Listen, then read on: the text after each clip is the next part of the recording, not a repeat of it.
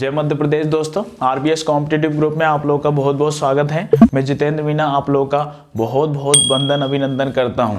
दोस्तों पिछला जो हमारा वीडियो था वो जलप्रपातों को लेके था मध्य प्रदेश जीके में, और आज हम लेके आए हैं दोस्तों मध्य प्रदेश जीके का एक बहुत ही जबरदस्त टॉपिक जिससे काफ़ी परीक्षाओं में क्वेश्चन पूछे जाते हैं।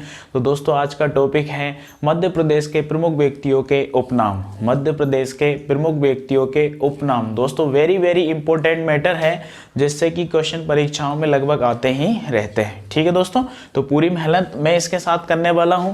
वीडियो के अंत में यदि आपको वीडियो पसंद आए तो दोस्तों तो ही लाइक करें, तो ही शेयर करें, तब ही सब्सक्राइब करें और तब ही कमेंट्स करें। ठीक है दोस्तों, तो समय बर्बाद ना करते हुए हम स्टार्ट करते हैं आज का हमारा वीडियो, जिसमें मैं आपको बताने वाला हूं मध्य प्रदेश के प्रमुख पुरुषों के उपनाम। ठीक है दोस्तों, तो स्टार्ट करते हैं। मध्य प्रदेश के पहले पुरुष यानी कि छत्रसाल, सबसे नीचे से लेते हैं छत्रसाल। ठीक है दोस्तों, तो छत्रसाल को कहा जाता है दोस्तों बुंदेलखंड का शिवाजी। ये बुंदेलखंड क्षेत्र है दोस्तों, मैंने आपको मध्य प्रदेश के भौगोलिक क्षेत्रों में बताया था। ये मध्य प्रदेश का बुंदेलखंड क्षेत्र है, और बुंदेलखंड क्षेत्र में जो राजा छत्रसाल थे, यहाँ के राजा थे, तो इनको कहा जाता है बुंदेलखंड का शिवाजी। क्या कहेंगे? बुंदेलखंड का शिवाजी या बुंदेलखंड का केसरी भी इनको कहा जाता है। तो बुंदेलखंड का शिवाजी या फिर केसरी, बुंदेलखंड का केसरी या शिवाजी किसको कहा जाता है? राजा छत्रसाल को कहा जाता है। ठीक है दोस्तों, तो ये क्वेश्चन आपको याद करना है अच्छे तरीके से। राजा छत्रसाल यानी बुंदेलखंड के शिवाजी या केसरी इनको कहेंगे। ठीक है दोस्तों, सेकंड है अमृतलाल बेगड़ा। कौन है? अमृतलाल बेगड़ा नंबर 2 है। तो दोस्तों अमृतलाल बेगड़ा जो है, अमृतलाल बेगड़ा, अमृतलाल बेगड़ा को दोस्तों कहा जाता है नर्मदा पुत्र। क्या कहते हैं? नर्मदा पुत्र। किसको कहा जाता है? अमृतलाल बेगड़ा को कहा जाता है नर्मदा पुत्र। ठीक है दोस्तों, सरल सा क्वेश्चन है। नॉर्मल ऐसे क्वेश्चन परीक्षाओं में पूछते रहते हैं, आप लोगों को विशेष रूप से याद करना है। अमृतलाल बेगड़ा को कहा जाता है क्या? नर्मदा पुत्र। ठीक है दोस्तों, यहां से आप याद रखेंगे लाल, लाल यानी क्या होता है? पुत्र होता है। पन्ने के दवी मेरा लाल, तो इस तरीके से लाल का मतलब क्या होगा? पुत्र होगा। तो अमृतलाल को कहा जाता है किसका पुत्र? नर्मदा का पुत्र। यानी कि अमृतलाल बेगड़ा किसके पुत्र हैं? नर्मदा के पुत्र हैं। ठीक है दोस्तों, इसके बाद है लक्ष्मण सिंह गौड़। क्या है? लक्ष्मण सिंह गौड़। नेक्स्ट नाम है लक्ष्मण सिंह गौड़। तो दोस्तों स्वर्गीय लक्ष्मण सिंह गौड़ को कहा जाता है दादा। क्या कहेंगे? दादा। वैसे अगर आप इंडियन कल्चर के हिसाब से देखें तो सौरभ गांगुली को दादा कहा जाता है।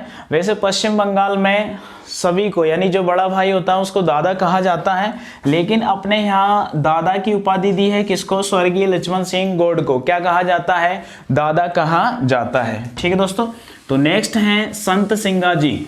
कौन है? संत सिंगा जी। तो बहुत फेमस क्वेश्चन है दोस्तों, ढेरों सारी परीक्षाओं में पूछा जाता है संत सिंगा जी के बारे में। संत सिंगा जी यानी आपको पता है ये मालवा क्षेत्र है पूरा का पूरा, और मध्य प्रदेश का सबसे बड़ा भौगोलिक क्षेत्र कौन सा है? मालवा का पठार। तो संत सिंगा जी जो हैं इनको कहा जाता है मालवा का कबीर। क्या कहेंगे? मालवा का कबीर। किसको कहा जाता है? संत सिंगा जी को कहा जाता है मालवा का कबीर। ये मालवा क्षेत्र है और संत सिंगा जी जो है ये मालवा से संबंधित है। ठीक है दोस्तों, वेरी वेरी इंपॉर्टेंट क्वेश्चन है। कई सारी परीक्षाओं में इस क्वेश्चन को पूछा है कि संत सिंगा जी को क्या कहा जाता है? तो मालवा का कबीर कहा जाता है, या मालवा का कबीर किसको कहते हैं? तो संत सिंगा जी को कहते हैं। ठीक है दोस्तों, तो एक सरल सा क्वेश्चन है। इसके बाद है आचार्य केशवदास। तो आचार्य केशवदास को कहा जाता है दोस्तों कठिन काव्य का प्रेत। क्या कहेंगे? कठिन काव्य का प्रेत। किसको कहा जाता है? आचार्य केशवदास को कहा जाता है कठिन काव्य का प्रेत। अब दोस्तों आपसे पूछा जाए कि मध्य प्रदेश में इनका संबंध कहां से है? तो मध्य प्रदेश में इनका संबंध है मध्य प्रदेश का जो नवीनतम जिला है निवाड़ी। निवाड़ी में एक तहसील है जिसको हम कहते हैं ओरछा। क्या है? ओरछा, तो ओरछा यानी मध्य प्रदेश की अयोध्या नगरी जो कि बेतवा नदी के किनारे हैं। और आचार्य केशव दास जो है इनको कठिन काव्य का प्रेत कहा जाता है। हमने पिछले वीडियोस में पढ़ा होगा कि ओरछा जो है ये बेतवा नदी के किनारे है और आचार्य केशव दास ने एक रसिक प्रिया नाम की कविता लिखी हुई है जिसमें ओरछा के तट का या बेतवा के तट का आकर्षक वर्णन किया है। तो इस तरीके से हम अनुमान लगा सकते हैं कि केशव दास का संबंध मध्य प्रदेश के ओरछा शहर से है और इनको कठिन काव्य का प्रेत कहा जाता है। क्या कहेंगे? कठिन काव्य का प्रेत। ठीक है दोस्तों, नेक्स्ट है शंकर लक्ष्मण। कौन है? शंकर लक्ष्मण। और दोस्तों शंकर लक्ष्मण को कहा जाता है गोली। क्या कहेंगे? गोली। अब गोली यानी कि दोस्तों बड़ा फेमस नाम है शंकर लक्ष्मण, मध्य प्रदेश से। शंकर लक्ष्मण का संबंध है हॉकी खेल से। किस खेल से है? हॉकी खेल से शंकर लक्ष्मण का संबंध है। और शंकर लक्ष्मण को क्या कहा जाता है? गोली कहा जाता है। और दोस्तों इनका संबंध अगर पूछा जाए तो मध्य प्रदेश में महू इंदौर जिले के अंतर्गत आता है। तो महू इंदौर से इनका संबंध है शंकर लक्ष्मण का। क्या कहा जाता है? इनको गोली कहा जाता है और ये हॉकी खेल से संबंधित है। और महू से आपको पता है दोस्तों कौन सी नदी निकलती है? चंबल नदी निकलती है। जाना पाओ पहाड़ी महू इंदौर से। और महू का जो वर्तमान नाम है यानी कि नया नाम जो है डॉक्टर भीमराव अंबेडकर नगर के नाम से ये प्रसिद्ध है। ठीक है दोस्तों, तो ये एक सरल सा मैटर क्लियर होता है हमारा। शंकर लक्ष्मण को कहा जाता है क्या? गोली। और दोस्तों बहुत ही फेमस और important question Madhya Pradesh GK का, Ustad Alauddin Khan. Very very important question. Ustad Alauddin खां दोस्तों यहाँ अगर आप देखें तो सतना जिला है। कौन सा जिला है? सतना जिला है। और सतना में एक जगह है जिसका नाम है मैहर, यानी कि ये एक प्रस्तावित जिला है। मैहर या मैयर भी कुछ सारे लोग इनको कहते हैं। माँ शारदा का यहाँ पर मंदिर है, त्रिकुटा पहाड़ी पर है। तो दोस्तों मैहर सतना से संबंध है अलाउद्दीन खां और इनको कहा जाता है सरोद सम्राट। क्या कहा जाता है? सरोद सम्राट। या ऐसे भी क्वेश्चन पूछा जाता है कि उस्ताद अलाउद्दीन खां कौन से वाद्य यंत्र से संबंधित हैं? तो ये सरोद से संबंधित हैं। और सरोद सम्राट कहा जाता है किसको? उस्ताद अलाउद्दीन खां को। कहाँ से संबंधित हैं? तो मैहर सतना से। मैहर सतना से। और मैहर मध्य प्रदेश का एक प्रस्तावित जिला है जिसको सतना से अलग होकर बनाया जाएगा। ठीक है दोस्तों, यहाँ माँ शारदा का मंदिर है मैहर सतना में जो कि त्रिकुटा पहाड़ी पर है। काफी फेमस क्वेश्चन है, कई बार परीक्षाओं में इस क्वेश्चन को पूछा भी है। चलिए नेक्स्ट नाम है सुमित्रा महाजन। नेक्स्ट नाम है दोस्तों सुमित्रा महाजन।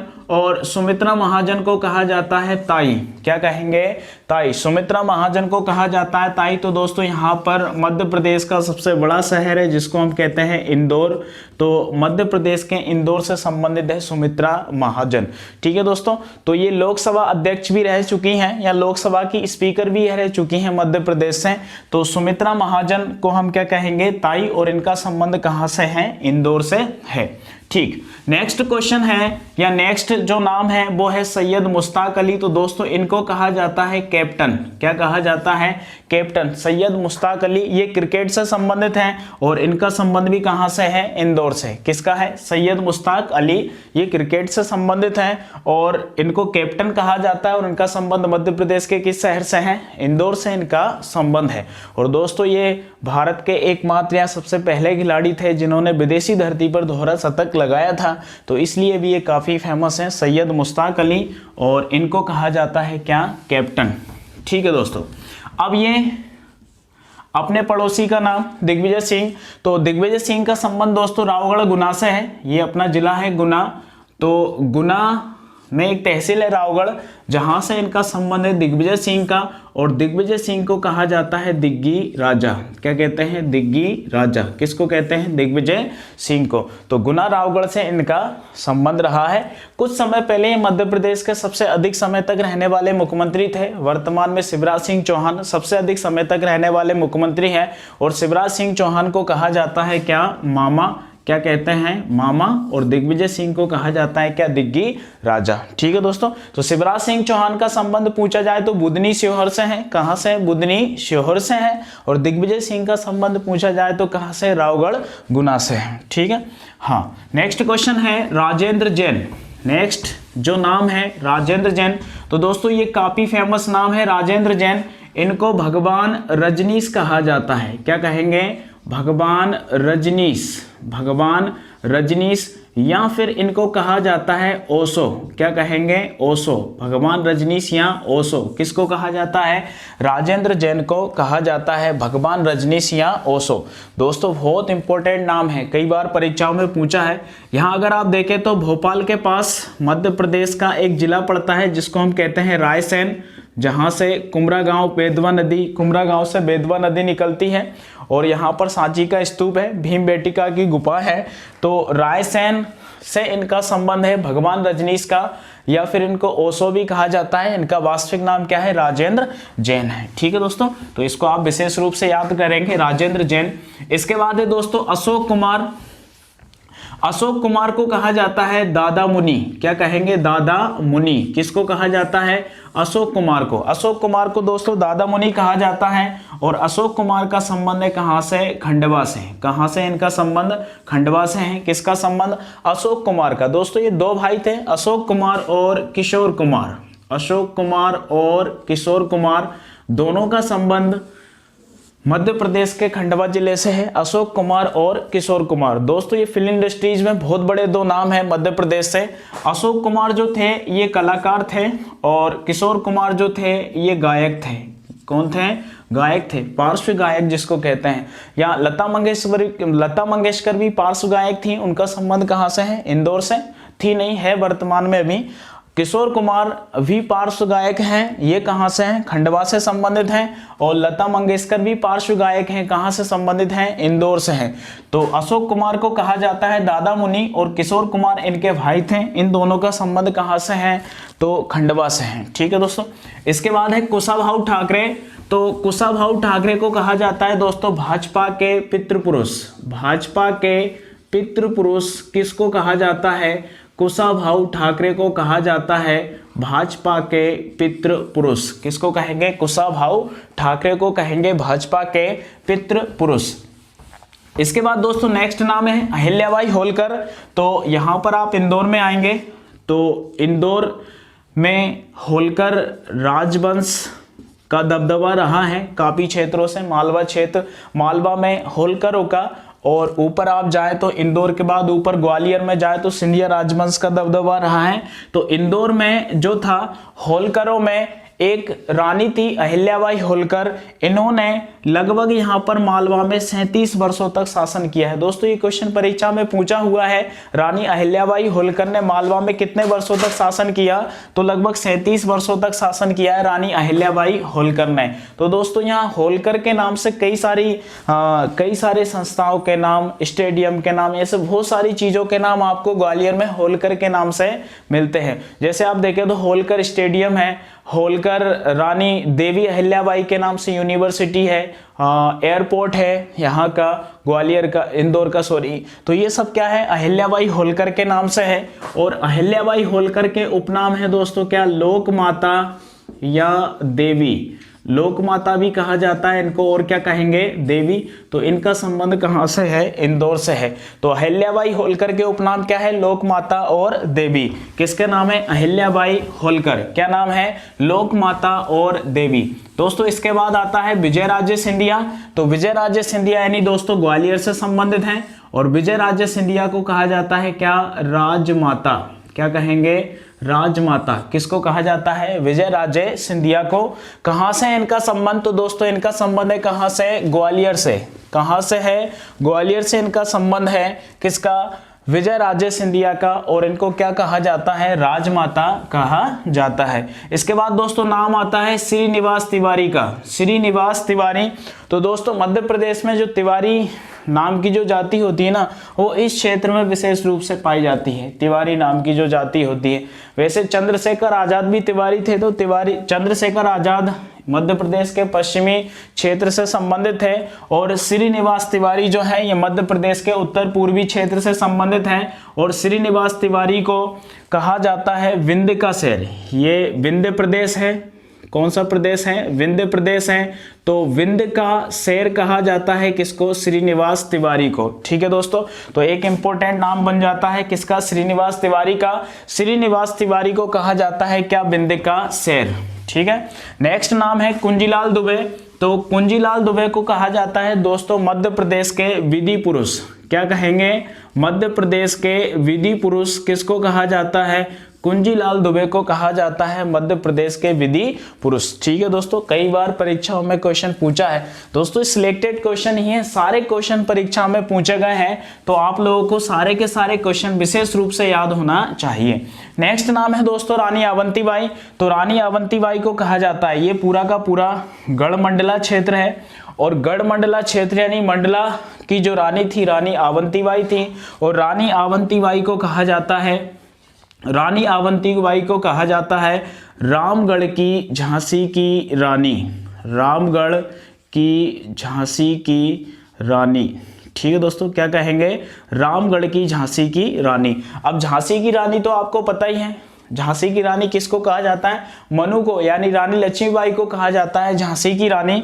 लेकिन यहाँ पर जो इस क्षेत्र में रानी लक्ष्मीबाई जैसा जो कारनामा किया था वो रानी अवंतीबाई ने किया था, तो उन्हीं के नाम से इनका नाम रखा गया है। क्या? रानी अवंतीबाई को क्या कहेंगे? रामगढ़ की झांसी की रानी। ठीक है दोस्तों, बड़ा फेमस नाम है मध्य प्रदेश से, रामगढ़ की झांसी की रानी कहा जाता है किसको? अवंतीबाई को। Next question, most important question, Makhanlal Chaturvedi. दोस्तों ये क्वेश्चन मध्य प्रदेश जीके में भी पूछा जाता है और हिंदी में भी पूछा जाता है कि एक भारतीय आत्मा के नाम से किसको जाना जाता है? एक भारतीय आत्मा, क्या नाम है? एक भारतीय आत्मा किसको कहेंगे? माखनलाल चतुर्वेदी को। किसको कहेंगे? माखनलाल चतुर्वेदी। कौन है? एक भारतीय आत्मा। कौन है? माखनलाल चतुर्वेदी। ठीक है दोस्तों, तो माखनलाल चतुर्वेदी का संबंध रहा है दोस्तों कहां से है? खंडवा से। कहां से संबंध इनका? खंडवा से है। किशोर कुमार, अशोक कुमार का संबंध भी कहां से है? खंडवा से है। और माखनलाल चतुर्वेदी का संबंध भी कहां से है? खंडवा से है। माखनलाल चतुर्वेदी को कहा जाता है क्या? एक भारतीय आत्मा। क्या कहेंगे? एक भारतीय आत्मा। ठीक है दोस्तों, इसके बाद नेक्स्ट नाम है द्वारका प्रसाद मिश्र। तो इनको कहा जाता है आधुनिक चाणक्य। क्या कहा जाता है? आधुनिक चाणक्य। किसको कहा जाता है? द्वारका प्रसाद मिश्र को कहा जाता है आधुनिक चाणक्य। ठीक है दोस्तों, सिंपल सा नाम है, आधुनिक चाणक्य कहेंगे द्वारका प्रसाद मिश्र। इसके बाद दोस्तों मध्य प्रदेश का एक बहुत बड़ा नाम लता मंगेशकर। तो लता मंगेशकर का संबंध रहा है कहां से? इंदौर से रहा है। ये मध्य प्रदेश का सबसे बड़ा शहर है इंदौर, मालवा क्षेत्र के अंतर्गत ये आता है। तो लता मंगेशकर का संबंध कहां से है? इंदौर से है। और इनको कहा जाता है स्वर सम्राज्ञी। क्या कहा जाता है? स्वर सम्राज्ञी। दोस्तों एक क्वेश्चन कंफ्यूज करता है स्वर कोकिला और स्वर सम्राज्ञी। तो स्वर सम्राज्ञी कहा जाता है लता मंगेशकर को, और स्वर कोकिला कहा जाता है सरोजनी नायडू को। किसको कहा जाता है? सरोजनी नायडू। मध्य प्रदेश से इनका कोई लेना देना नहीं है सरोजनी नायडू का, लेकिन इंडियन क्वेश्चन जो बनते हैं, राष्ट्रीय क्वेश्चन जो बनते हैं, उनमें इस क्वेश्चन को पूछा जाता है। स्वर सम्राज्ञी कहा जाता है लता मंगेशकर को, और स्वर कोकिला कहा जाता है सरोजनी नायडू को। तो स्वर सम्राज्ञी हैं लता मंगेशकर, और इनका संबंध है पार्श्व गायन से। कैसे गायन से? पार्श्व गायन से। तो इनका जन्म इंदौर में हुआ था। तो लता मंगेशकर का संबंध कई सारी परीक्षाओं में पूछा है। लता मंगेशकर का संबंध कहां से है? इंदौर से है लता मंगेशकर का संबंध। इसके बाद है दोस्तों अनिल काकोडकर। नेक्स्ट है अनिल काकोडकर, और अनिल काकोडकर को कहा जाता है क्या? विज्ञान पुरुष। क्या कहेंगे? विज्ञान पुरुष। किसको कहा जाता है? तो अनिल काकोडकर को कहा जाता है विज्ञान पुरुष। और अनिल काकोडकर का संबंध है निमाड़ के पेरिस से। किससे है? निमाड़ के पेरिस से। और निमाड़ का पेरिस किसको कहा जाता है? बड़वानी को कहा जाता है निमाड़ का पेरिस। तो अनिल काकोडकर का संबंध मध्य प्रदेश के बड़वानी जिले से है, और इनको विज्ञान पुरुष कहा जाता है। और बड़वानी को कहा जाता है क्या? निमाड़ का पेरिस। क्या कहेंगे? निमाड़ का पेरिस। किसको कहेंगे? बड़वानी को कहेंगे। इसके बाद है दोस्तों पाणिनि। तो पाणिनि को कहा जाता है व्याकरण आचार्य। क्या कहेंगे? व्याकरण आचार्य। किसको कहा जाता है? पाणिनि को कहा जाता है व्याकरण आचार्य। तो ये मध्य प्रदेश की जो पवित्र नगरी है उज्जैन से इनका संबंध है पाणिनि का। तो पाणिनि का संबंध आपसे पूछा जाए कि मध्य प्रदेश के किस शहर से है, तो आप कहेंगे उज्जैन, और पाणिनि को कहा जाता है क्या, व्याकरण आचार्य। इसके बाद दोस्तों कालिदास पे आइए। कालिदास को कहा जाता है भारत का शेक्सपियर। क्या कहा जाता है, भारत का शेक्सपियर, या मध्य प्रदेश का भी शेक्सपियर कवि इनको कहा जाता है, किसको, कालिदास को। और कालिदास का संबंध कहां से है, उज्जैन से है। तो पाणिनि को व्याकरण आचार्य कहेंगे, कालिदास को मध्य प्रदेश का शेक्सपियर या भारत का शेक्सपियर कहेंगे। दोनों का संबंध कहां से है, तो उज्जैन से है इन दोनों का संबंध। ठीक है दोस्तों, इसके बाद जो अगला नाम आता है वो है मनु। तो मनु यानी दोस्तों झांसी की रानी, किसको कहेंगे, झांसी की रानी लक्ष्मीबाई को कहा जाता है क्या, मनु। किसको कहेंगे, झांसी की रानी लक्ष्मीबाई को। दोस्तों बुंदेलखंड क्षेत्र जो है, यहाँ अपना जो बुंदेलखंड क्षेत्र है, ये बुंदेलखंड जो क्षेत्र होता है दोस्तों, ये मध्य प्रदेश में भी आता है और उत्तर प्रदेश में भी आता है। जैसे आप मध्य प्रदेश क्रॉस करेंगे तो झांसी जिला जाता है, और इनको कहा जाता है क्या, झांसी की रानी लक्ष्मीबाई। किसको कहा जाता है, मनु। ये झांसी की रानी लक्ष्मीबाई का बचपन का नाम था। इसके बाद जब उनकी शादी हुई तो लक्ष्मीबाई उनका नाम रखा गया था, और जब उनके पति शांत हो जाते हैं, इसके बाद जब वो झांसी की बागडोर संभालती हैं, तब उनको किस नाम से जाना जाता है, झांसी की रानी के नाम से जाना जाता है। ठीक है दोस्तों, तो ये मनु एक इंपॉर्टेंट नाम है, कई बार परीक्षाओं में पूछा है। तानसेन वेरी वेरी इंपॉर्टेंट नाम है, तानसेन। और तानसेन का संबंध है यहाँ ग्वालियर से। कहाँ से है, ग्वालियर से है। और तानसेन को कहा जाता है दोस्तों संगीत सम्राट। क्या कहेंगे, संगीत सम्राट तानसेन को कहा जाता है। और तानसेन के बारे में एक सारी डिटेल मैं आपको पिछले वीडियो में बता चुका हूँ। काफ़ी सारे क्वेश्चन तानसेन को लेकर जितने भी बनते हैं वो सब मैं आपको पहले बता चुका हूँ। संगीत सम्राट किसको कहा जाता है, तानसेन को कहा जाता है। तानसेन समारोह कहाँ होता है, तो दोस्तों ग्वालियर में होता है। ये क्वेश्चन भी पूछा जाता है, तानसेन समारोह कहाँ होता है, ग्वालियर में होता है। तानसेन का वास्तविक नाम क्या है, तो दोस्तों रामतनु पांडे है। क्या है, रामतनु पांडे, ये तानसेन का वास्तविक नाम है। और ये अकबर के नवरत्नों में शामिल थे, कौन, तानसेन। और तानसेन को कहा जाता है क्या, संगीत सम्राट। इसके बाद है दोस्तों कुंवर चैन सिंह। तो कुंवर चैन सिंह दोस्तों, ये यहाँ पर आप देखेंगे तो राजगढ़ जिला पड़ेगा। राजगढ़ में एक तहसील है जिसको हम कहते हैं नरसिंहगढ़। क्या है, नरसिंहगढ़। मालवा का कश्मीर कहा जाता है किसको, नरसिंहगढ़ को। तो नरसिंहगढ़ के राजकुमार थे कुंवर चैन सिंह, और कुंवर चैन सिंह को कहा जाता है मध्य प्रदेश के प्रथम शहीद। क्या कहेंगे, मध्य प्रदेश के प्रथम शहीद, या इनको कहेंगे मध्य प्रदेश के मंगल पांडे। मंगल पांडे किसको कहा जाता है, कुंवर चैन सिंह को कहा जाता है मध्य प्रदेश के प्रथम शहीद या मध्य प्रदेश के मंगल पांडे। भाई मंगल पांडे आप लोग सब लोग परिचित होंगे। पश्चिम बंगाल में जब 1857 क्रांति की शुरुआत हुई थी तो मंगल पांडे ने चर्बी वाले कारतूसों को मुंह से खोलने से मना कर दिया था। तो उसी के विरोध में मंगल पांडे को फांसी की सजा दी गई थी। तो उस समय वो भारत के प्रथम शहीद कहलाए, कौन, मंगल पांडे। और 1857 क्रांति का विरोध करते करते मध्य प्रदेश के प्रथम शहीद हुए, कौन, कुंवर चैन सिंह। इसलिए इनको मध्य प्रदेश का प्रथम शहीद या मंगल पांडे कहा जाता है। और दोस्तों ये अंग्रेजों से लड़ते हुए सीहोर के दशहरा मैदान में शहीद हो गए थे। तो वहीं पर सीहोर के दशहरा मैदान में इनकी छतरी बनाई गई है, किसकी, कुंवर चैन सिंह की। वेरी वेरी इंपॉर्टेंट क्वेश्चन है। और नरसिंहगढ़ राजगढ़ से इनका संबंध है। ठीक है दोस्तों, तो नेक्स्ट है इसके बाद महेश शर्मा। महेश शर्मा, तो महेश शर्मा दोस्तों यहाँ पर एक जिला पड़ेगा झाबुआ। झाबुआ एक जिला होता है, उस झाबुआ से इसका संबंध है। इनका संबंध है किसका, महेश शर्मा का। इनको कहा जाता है झाबुआ का गांधी। क्या कहेंगे, झाबुआ का गांधी। किसको कहा जाता है, महेश शर्मा को। किसको कहा जाता है, महेश शर्मा को कहा जाता है क्या, झाबुआ का गांधी। और दोस्तों इसके बाद मध्य प्रदेश और भारत की शान, जिनका नाम है चंद्रशेखर आजाद। चंद्रशेखर आजाद। ठीक है दोस्तों, ये पूरे भारत के लिए और मध्य प्रदेश के लिए एक सबसे बड़ा नाम है, जो कि मध्य प्रदेश के क्रांतिकारी रहे हैं। और इनको कहा जाता है क्या, शहीद। क्या कहेंगे, शहीद चंद्रशेखर आजाद। और इनका संबंध दोस्तों उस समय जब इनका जन्म हुआ था तो उस समय झाबुआ जिला था। लेकिन वर्तमान में अगर आपसे पूछा जाए तो इनका संबंध है किससे, अलीराजपुर से। किससे है, अलीराजपुर अलीराजपुर से इनका संबंध है, किसका? चंद्रशेखर आजाद का। और अलीराजपुर जिले में एक तहसील है जिसका नाम है क्या? भाभरा। क्या नाम है? भाभरा। वर्तमान में इसका नाम रखा गया है आजाद नगर। क्या नाम रखा गया है?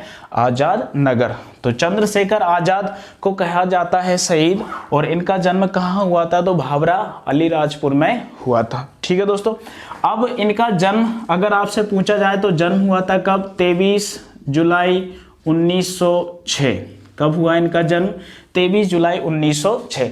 और जब छोटे थे तभी से इनमें, यानी देश उस समय गुलाम था 1906 में, और काफ़ी विषम परिस्थितियों से गुजर रहा था।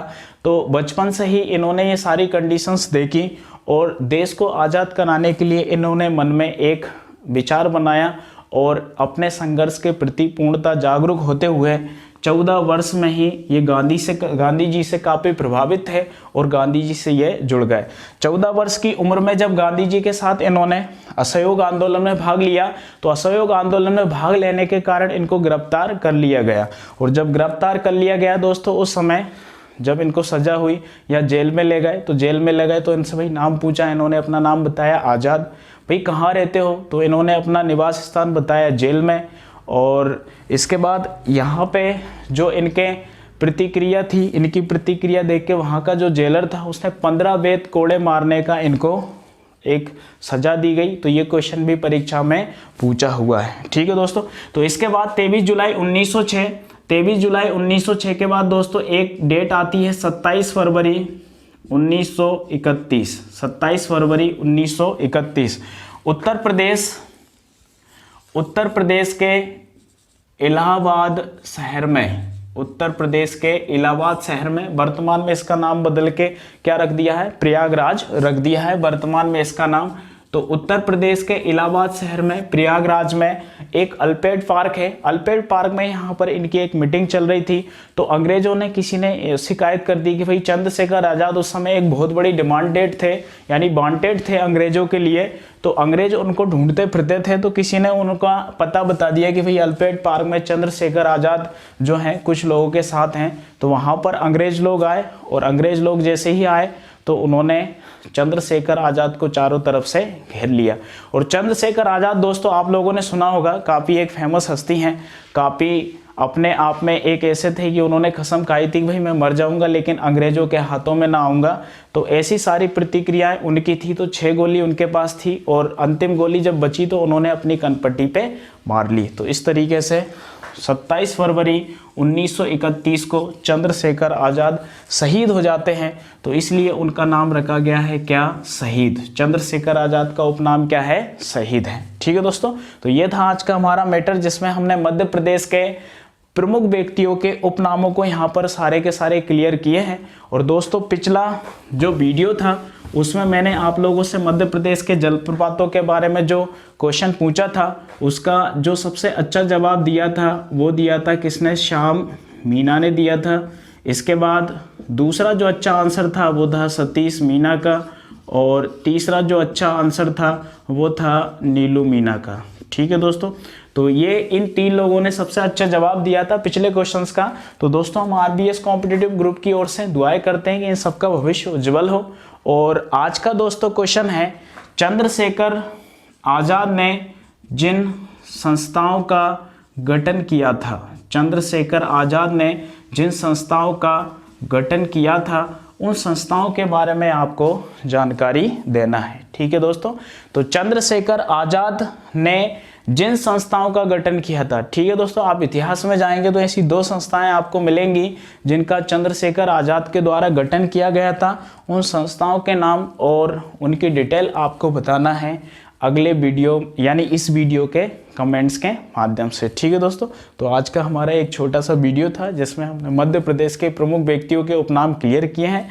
ठीक है दोस्तों, पूरी मेहनत की है। यदि आपको हमारी मेहनत पसंद आए तो दोस्तों प्लीज़ लाइक करें, शेयर करें, सब्सक्राइब करें, बेल आइकन का बटन दबाएं।